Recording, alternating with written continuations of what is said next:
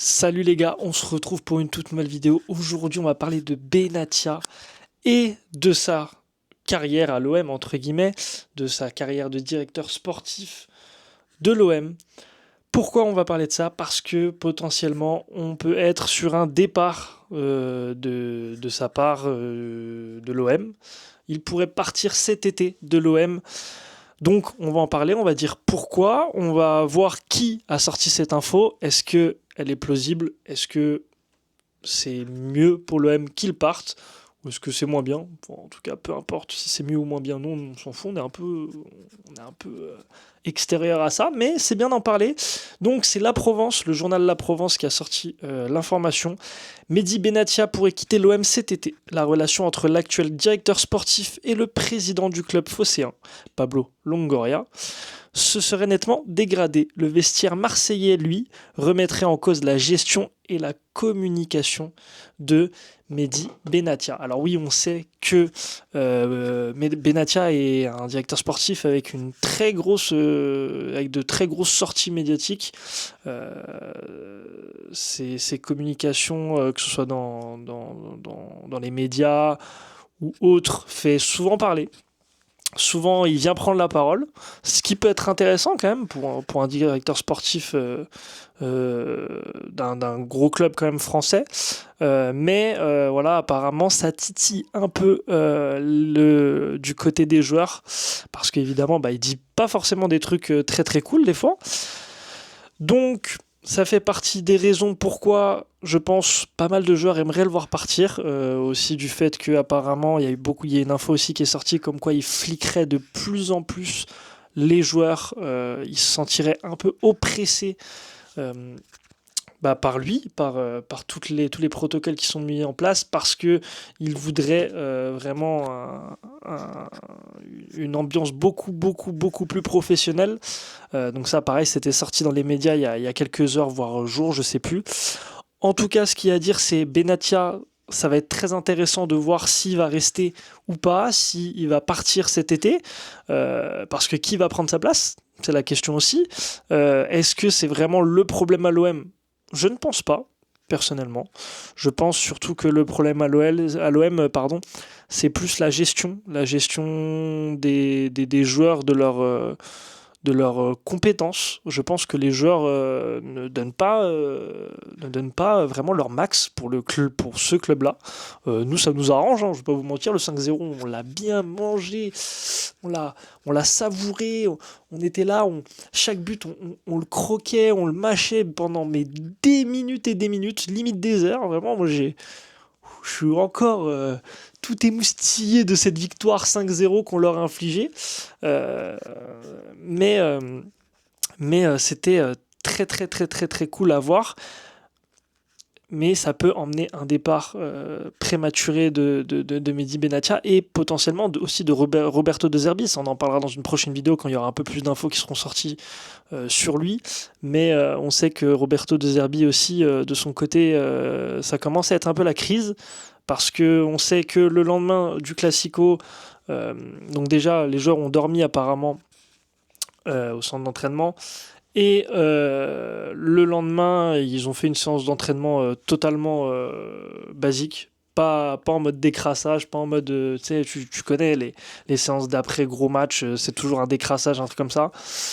Là, non, juste, je pense qu'ils sont. Ils ont juste blackout, ils ont voulu blackout le match. C'est un match oublié, la plus grosse défaite avec le plus de buts d'écart contre le Paris Saint-Germain dans un classico et voilà, malheureusement ça les a éteints.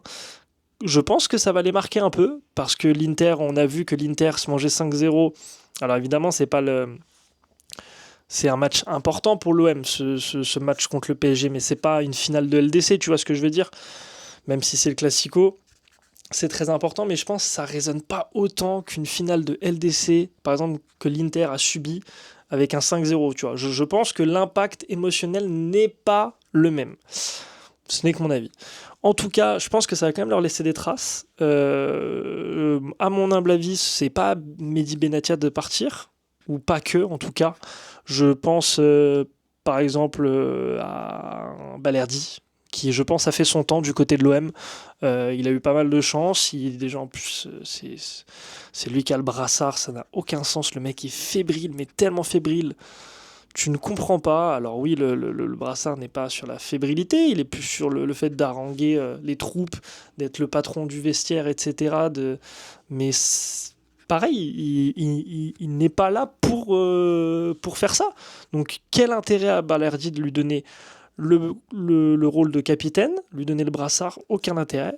T'as un Rouli qui a pris pas mal pour les autres aussi, pour ses erreurs, ses sorties, etc. Mais c'était pas le seul fautif, donc Rouli a été mis de côté, mais pas les autres fautifs. Voilà, donc on peut penser à Balerdi. Pour moi, Højbjerg aussi, ça y est, il a fait son temps. Il est foutu, le type, c'est terminé. Greenwood, super, hein. Super, hein, il peut être meilleur buteur de ce qu'il veut de la Ligue 1, pas de souci et tout. Il est pas là dans les gros matchs. Et il faut se le dire, dans la plupart des grands matchs, dans 98% des grands matchs qu'il a joué avec l'OM, il n'était pas là. Le mec, on dirait un enfant face à une équipe d'adultes. Genre le mec, ça y est, il est liquéfié littéralement pendant le match. Tu te dis, mais what the fuck? What the fuck? Genre le mec, nullissime. Genre il a servi à rien. Il a rien fait. Donc t'as tous ces joueurs-là. Après avoir avec les nouvelles recrues, mais le problème c'est que du coup Marseille compte beaucoup sur les nouvelles recrues, alors que les nouvelles recrues sont censées apporter un plus, en tout cas dans un premier temps, et après devenir très important et titulaire. Là, tout de suite, il les met titulaires, les nouvelles recrues, ou alors il les fait rentrer, il essaie de leur donner beaucoup, beaucoup d'importance dès le début, alors que tu es censé avoir un effectif quand même assez rodé. Pareil, un De Zerbi, le problème c'est qu'il teste plein de compos, tu comprends pas vraiment son plan de jeu, à chaque fois c'est différent, les trucs qui marchent contre Rennes, il les applique pas contre le Paris Saint-Germain, t'es en mode, qui est-ce qu'il fait? Genre, ok, c'est pas la même équipe, Rennes et le PSG, mais un truc qui a marché contre Rennes, peut-être tente-le contre le PSG, non? Que tenter un truc que t'as jamais essayé. Enfin bref, toutes ces choses-là font que